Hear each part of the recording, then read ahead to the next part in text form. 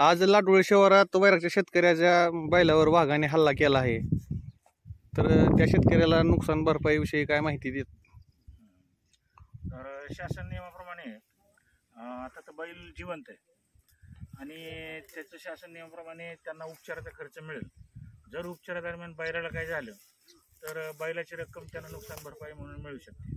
मुंगशी राळेरा नाही पुढे काम केलं काय करायचं असा स्वभाव शिरात पडले ते पाक खाल्लं. मुंगशी राळेरा सासुरीनंतर आता परत ते लाडोळे शहरात बैलावर अटॅक केलाय, तर या संबंधित वाघाला पकडण्यासंबंधित काय उपाययोजना?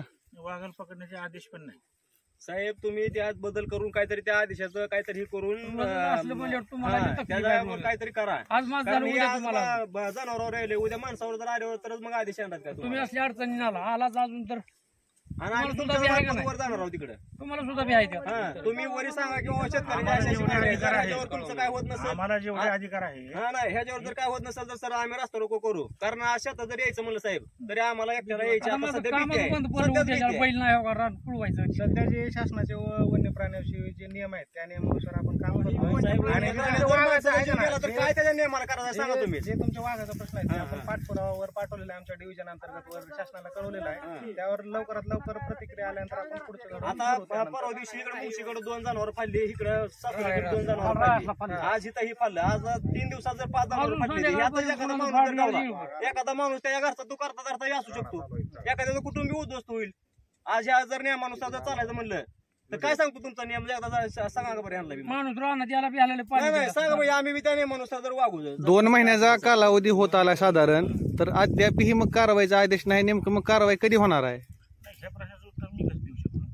जे ज्यांच्या हातात मग साहेब हा प्रश्न तुम्ही आमच्या वतीनं पुढे विचारा साहेब. ही तुम्हाला विनंती आहे तुमच्यावरच्या अधिकाऱ्याला तुम्ही बोला की. जनतेतून वाघाचा बंदोबस्त करण्याची तीव्र मागणी आहे व ह्या भागातील जनता भीतीच्या सावटाखाली आहे. शेतीची कामं तशीच पडून आहेत, शेतीचं पुन्हा नुकसान होणार आहे, परिणामी त्याचं आर्थिक नुकसान भरपूर होणार आहे. तर ही तुम्ही शासन दरबारी मांडा असं जनतेतून मत येत आहे. नसल आणि कालावधी 2 महिन्याचा होऊन गेलाय तरी अद्याप कारवाई नाही, ह्याच्यामुळे जनता नाराज आहे. जर वरचे कुठले अधिकारी जर तुम्हाला म्हणत असतील आदेश आला नाही तर त्यांना म्हणावं 2 दिवस देऊन राहावं म्हणावं, रात्री 2 जण जावा म्हणावं, बघू तुम्ही राहता म्हणावं. अधिकाऱ्यांनी पण पाठपुरावा केलेला आहे वरती.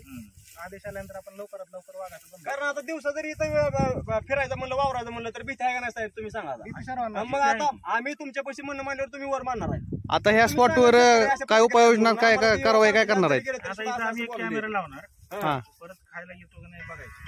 बर, मग ह्याला इथं ठेवा जातो बैल नाही येणार आहे. उपचार करून त्याला इथंच ठेवा. खाऊन टाकायची पुन्हा. काय खाऊन टाकलं जिवंत असला आल्यावर पुन्हा नरक तर अहो तुम्हाला त्याची भरपाई मिळणार आहे. तुम्हाला भरपाई मिळते म्हणते ती. हा. सध्याला मग मेल्यावर परत काय करायचं? नाही आता कुठं कामाला चालणार नाही. पण आता साहेब उपचार तर करेल. भरपाईचं पूर्णपणे 100% बघा, कारण हे काय कामाला चालणार नाही. पाकच खाल्लं तिथं हाड